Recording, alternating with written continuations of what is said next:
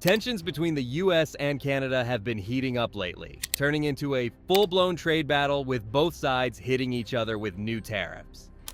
In an unexpected move, Ontario's Premier, Doug Ford, decided to scrap a 25% surcharge on electricity being sent to the U.S. This wasn't just a random decision. It came right after President Donald Trump hiked tariffs on Canadian aluminum and steel to 25%. Ford's goal? To cool things down and hopefully get both countries talking again. But just before that, he had actually introduced the electricity surcharge as a direct response to Trump's tariff plans. This extra charge targeted states like Minnesota, Michigan, and New York, where power costs were expected to jump, possibly adding an extra $100 to the average household's monthly bill and draining about $400,000 from each state's economy every day. Instead of backing down, Trump fired back. He announced that tariffs on Canadian steel and aluminum wouldn't just stay at 25%, they would double to 50%. This sent shockwaves through the business world, with many fearing it could turn into a full-on trade war. The stock market immediately felt the pressure. The Dow Jones Industrial Average tumbled nearly 600 points before recovering slightly to close down 478 points, 1.1%. This came right after another major drop of 900 points the day before. The S&P 500 also dipped by 0.7%, and the Nasdaq Composite slipped by 0.2%, reflecting investor unease. With these economic tremors, worries about a possible recession started spreading, leaving businesses and investors on edge. Behind closed doors, Ontario Premier Doug Ford sat down for a high-stakes conversation with U.S. Commerce Secretary Howard Lutnick. The goal? To find a way to cool down the growing trade conflict before it spiraled out of control. The meeting, which both sides described as productive, led Ford to make a bold move. He hit pause on the electricity surcharge he had placed on U.S. states. This wasn't just about energy costs. It was a signal that Canada was willing to ease tensions and return to the negotiating table. Ford's decision had an immediate effect. President Donald Trump, who had just announced plans to double tariffs on Canadian aluminum and steel, suddenly changed course. Instead of raising them to 50%, he decided to leave them at the original 25%. It was a clear sign that these trade policies were shifting by the day, heavily influenced by actions taken at the provincial level. Meanwhile, Canada wasn't sitting idle. With the U.S. tariffs officially in place, Canada responded with its own set of penalties, matching the 25% tariff on nearly $30 billion worth of American goods. The list was extensive, covering steel, aluminum, electronics, sports equipment, and even cast iron products. As the dust settled, Canada's incoming Prime Minister, Mark Carney, made his position clear. He was open to sitting down with Trump, but not at any cost. "I'm willing to meet with President Trump," he stated, "but only if Canada's sovereignty is fully respected. Any agreement we make must benefit both nations." Carney stressed the importance of repairing the economic and security relationship between the two countries. He believed that with the right approach, Canada and the U.S. could find a way to move past these disputes and strengthen their long-standing alliance. But just as talks seemed to be moving in a more constructive direction, President Trump threw out a proposal that caught everyone off guard. The simplest solution, he declared, is for Canada to become our beloved 51st state. That way, all these tariff battles would disappear overnight. The reaction from Canadian leaders was swift and absolute. Outgoing Prime Minister Justin Trudeau didn't mince words. "There isn't a snowball's chance in hell that Canada would ever become part of the United States," he stated firmly. Conservative Party leader Pierre Poilievre echoed the sentiment. "Canada will never be the 51st state," he declared. "We are and always will be a strong, independent, and sovereign nation." The idea of annexation wasn't just rejected by politicians. It was overwhelmingly unpopular with the Canadian public.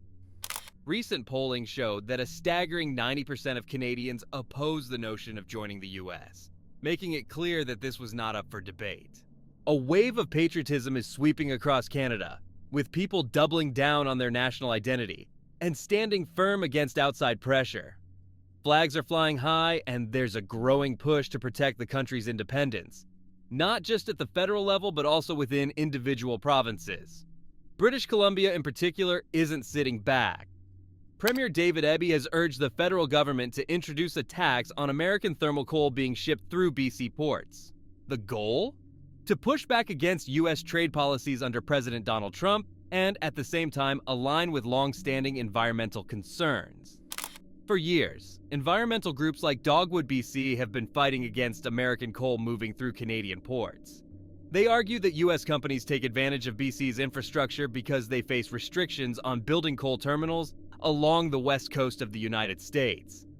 One of the biggest players in this trade is the Roberts Bank Superport in Delta, British Columbia. It houses West Shore Terminals, the largest coal export facility in North America. This terminal handles two types of coal: Canadian metallurgical coal, which is crucial for steel production, and American thermal coal, which is mainly used for power generation overseas. Here's the kicker: Canadian coal is subject to provincial carbon taxes, but American thermal coal moving through BC doesn't face the same fees. That loophole has helped U.S. coal producers maintain a strong presence in the region, despite growing resistance. BC's role in North America's coal trade is massive. In 2023 alone, the Port of Vancouver processed around 17.6 million metric tons of thermal coal, cementing its status as a key gateway for coal exports. What's surprising is that nearly two-thirds of that coal, about 11.7 million metric tons, came from the U.S. Most of it originated in Montana and Wyoming, particularly from the Powder River Basin, one of the biggest coal-producing regions in the world. Not all of the coal passing through Vancouver's ports comes from the U.S. A significant portion is mined right in Canada, particularly from British Columbia and Alberta. But no matter where it comes from, most of it ends up overseas, fueling power plants in Asia. Countries like China, Japan, and South Korea depend on this coal to keep their electricity grids running. Even as the world moves toward cleaner energy, coal remains a crucial part of their power mix, alongside natural gas, nuclear energy, and renewables. Industrial demand, energy security concerns, and seasonal electricity needs keep the market for thermal coal alive. Getting all this coal to the coast is a massive operation. A vast rail network stretches across North America, with Canadian Pacific Kansas City and BNSF Railway handling the bulk of the shipments. U.S. coal from states like Montana and Wyoming crosses the border on these trains before arriving at ports in British Columbia. Most of it is funneled through West Shore terminals at Roberts Bank, the largest coal export facility in Canada. This terminal alone can handle up to 33 million metric tons of coal per year, making it one of the busiest of its kind in North America. Other facilities like Neptune bulk terminals also play a role, moving both thermal and metallurgical coal to international buyers.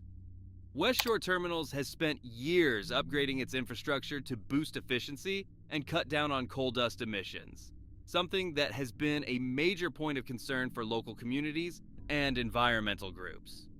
Despite these efforts, the terminal remains at the center of debates over Canada's role in the global coal trade.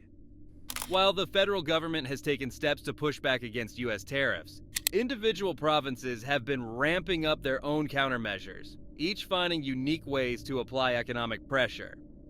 In Ontario, the Liquor Control Board was ordered to stop selling American alcohol, cutting off a lucrative market for U.S. distillers. The move signaled a willingness to go beyond traditional trade disputes and hit American businesses where it hurts.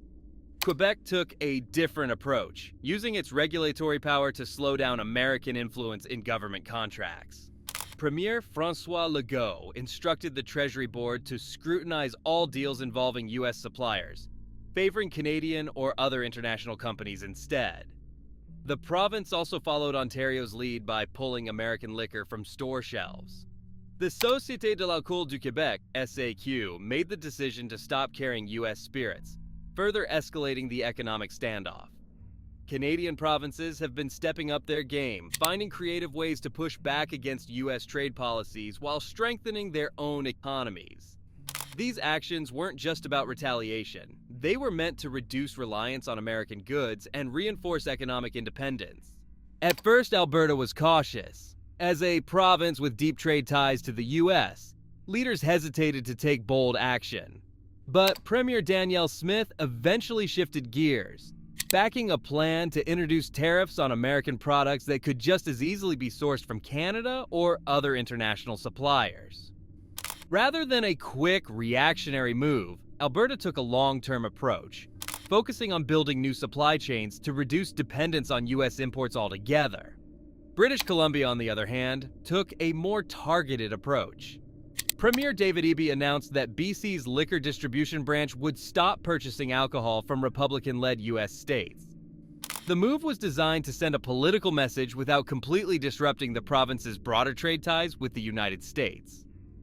Out on the East Coast, Nova Scotia decided to hit American travelers where it hurts, right in the wallet. Premier Tim Houston doubled highway tolls for U.S. vehicles passing through the province. At the same time, the Nova Scotia Liquor Corporation pulled American alcohol from its shelves, making it clear that the province was willing to take direct action.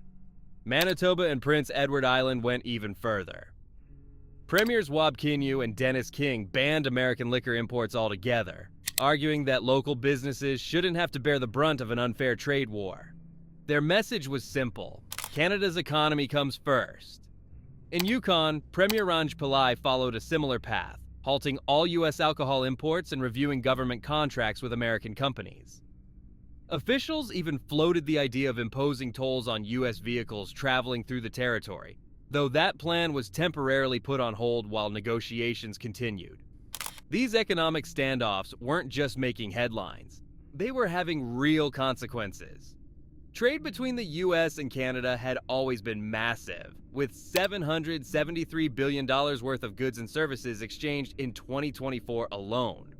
But the latest round of tariffs shook things up in a big way.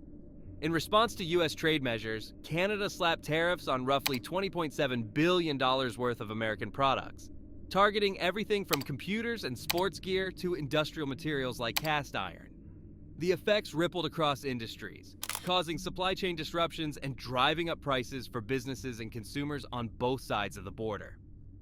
Few industries have felt the squeeze of rising trade tensions more than the U.S. auto sector. American car manufacturers rely heavily on Canadian steel and aluminum to build vehicles, and with new tariffs in place, the cost of these essential materials has jumped. Take the Ford F-150 for example, one of the most popular trucks in North America. Its body and frame use a lot of aluminum, and analysts predict that the tariff-driven spike in aluminum prices could add around $400 to the cost of producing each truck. That extra expense leaves automakers with tough choices: absorb the costs themselves, raise sticker prices for consumers, or find ways to cut costs elsewhere in production. And it's not just the auto industry feeling the heat. The ripple effect of these tariffs has spread across multiple sectors, hitting everything from consumer electronics to home appliances and sports gear. Laptops, tablets, and other computer products that cross the U.S.-Canada border are now subject to increased duties, driving up costs for retailers. That could mean higher prices for shoppers or shrinking profit margins for businesses trying to stay competitive. Sports and outdoor equipment have also taken a hit. Items like hockey sticks, bicycles, and gym gear, many of which are either made or assembled in Canada, now cost more for U.S. retailers to import. With acquisition costs rising, stores may have no choice but to pass those increases on to customers. Meanwhile, another industry is bracing for impact: American coal producers. British Columbia has been a major gateway for U.S. coal exports, but new restrictions on coal shipments through BC ports could cause major disruptions. The numbers tell the story. In 2022, the U.S. exported roughly 85.9 million short tons of coal to 71 countries, accounting for about 14% of total U.S. coal production. A significant chunk of those exports, about 12.9 million short tons, valued at over $1.5 billion annually, pass through the Port of Vancouver. If those shipments get blocked or taxed at a higher rate, U.S. coal companies could face serious financial losses and struggle to find alternative export routes. If British Columbia were to shut its doors to U.S. coal exports, American producers would be in a tough spot.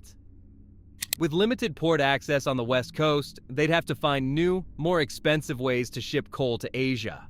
That could mean rerouting through farther ports or relying on less efficient rail networks, both of which would drive up costs and cut into their profits. For states like Montana and Wyoming, where coal mining plays a huge role in local economies, this kind of disruption could be devastating. Mines that depend on steady exports might be forced to slow production or shut down entirely, putting thousands of jobs at risk. The economic ripple effect wouldn't just stop at the mines. It would hit transportation, suppliers, and entire communities built around the industry. Beyond job losses, losing access to Canadian ports would also take a bite out of U.S. trade revenue. With fewer exports making it to global buyers, the country's trade balance could take a hit, adding to wider economic concerns. But coal isn't the only industry feeling the pressure. Canada's response to U.S. tariffs was anything but minor. The government hit back with $20.6 billion in tariffs on a broad mix of American products, from steel and aluminum to everyday consumer goods. That meant U.S. companies selling to Canada suddenly faced higher costs, making their products less competitive in one of their biggest markets. For many businesses, this led to a noticeable drop in sales and, in some cases, major revenue losses. Some had to cut back on operations, while others scrambled to absorb the extra costs just to keep Canadian buyers interested. But businesses weren't the only ones paying the price. Regular consumers felt the impact too. Higher costs for manufacturers often meant higher prices at the checkout. Whether it was electronics, appliances, or raw materials used in everyday products, the added expenses made their way down the supply chain. This, combined with ongoing trade tensions, created a sense of uncertainty in the economy. Financial markets weren't immune either. Investors grew anxious as the standoff between the U.S. and Canada introduced new risks, fueling volatility in stock prices. The economic uncertainty made businesses and consumers alike more cautious, potentially slowing down spending and investment. Inflationary pressures also started creeping in as supply chains became more strained and production costs continued to rise. With both countries feeling the effects, it raises an important question.